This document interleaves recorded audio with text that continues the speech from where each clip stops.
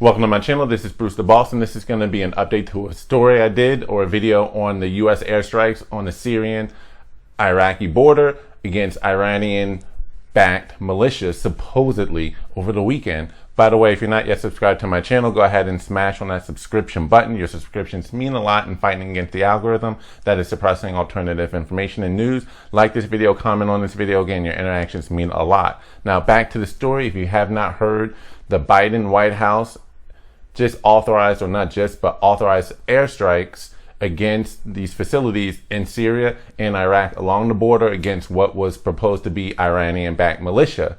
But what wound up really happening was the death of, so far as being reported by Syria, 1 child, 3 civilians, and then on top of that, it has also been confirmed even by BBC that the only others among those injured and or killed were 4 militiamen from an Iraqi government-backed militia called the Popular Mobilisation Forces, also known as PMF. These were militiamen from the Iraqi government or backed by the Iraqi government to stop the infiltration of ISIS in Iraq coming from Syria. So we didn't harm or kill any Iranian-backed militia that were supposedly threatening the U.S. security, but rather, again, we wound up killing 1 child and 4 militiamen from the Iraqi government there to stop ISIS, as well as injuring 3, I believe, Syrian civilians. And I'll be more than glad to leave the links in the article in the description below. This attack has been condemned by almost all sides in the region. Been condemned by Syria, been condemned by Iraq, that blatantly accused Biden administration and the United States as a whole of blatantly ignoring and pissing on Iraqi sovereignty, and then going one step further, and the head of the military in Iraq has accused the Biden administration, the White House, and the United States, again, as a whole, of simply using Iraq as their place to settle differences, disputes, and launch attacks. And that this had nothing to do with the betterment of the Iraqi government and or the country as a whole. And then the spokesperson from Iran, Saeed, has also accused Biden of further destabilizing things in the region. How this will affect nuclear deal talks that are currently in the works, not sure, but things are definitely escalated. There has been a retaliatory attack or strike on a U.S. facility there in Syria just on Monday in retaliation to the airstrike on Sunday.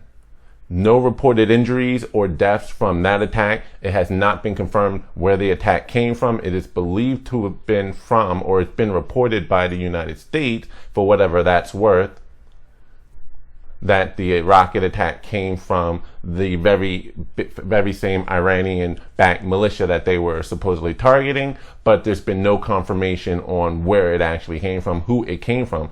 Now, on another report, those 4 militiamen from the Popular Mobilization Forces there was a mock funeral done for them yesterday in the streets of Baghdad. A makeshift casket was made in honor of them. They've been held as martyrs by the people. Their deaths have been widely mourned by the Shiite Muslims in Iraq, and there have also been statements of sworn revenge, as Allah be their witness, against those who are responsible, i.e. the Biden administration, White House, and America. So that's the news.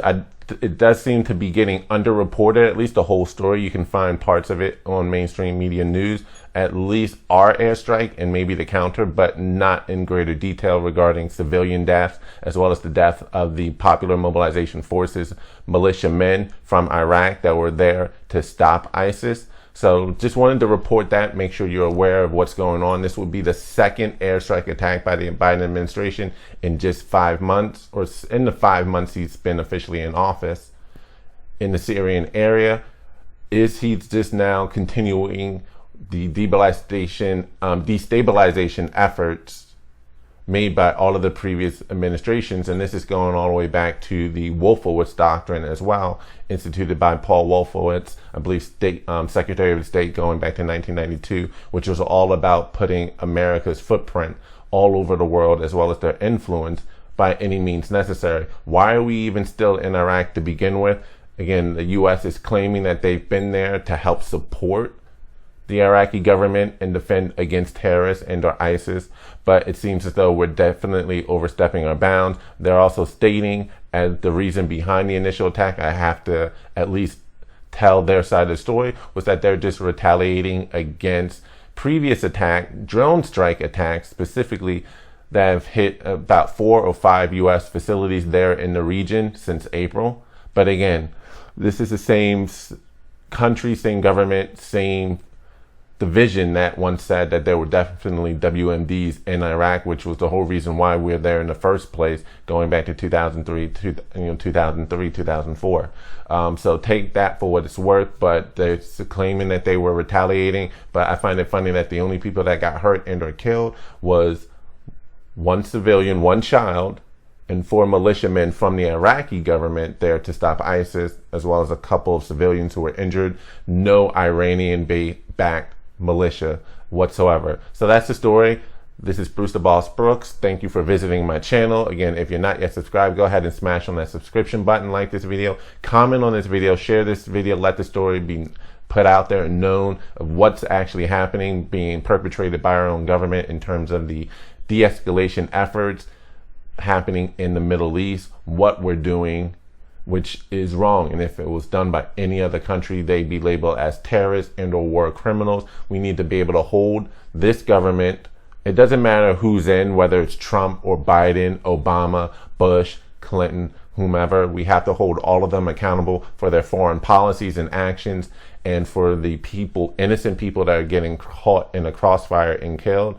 If I can find the name of that kid, I'll be more than glad to put it in the description box below. We need to know the names of all of the innocent souls lost in the struggle and or as a result of our own policies.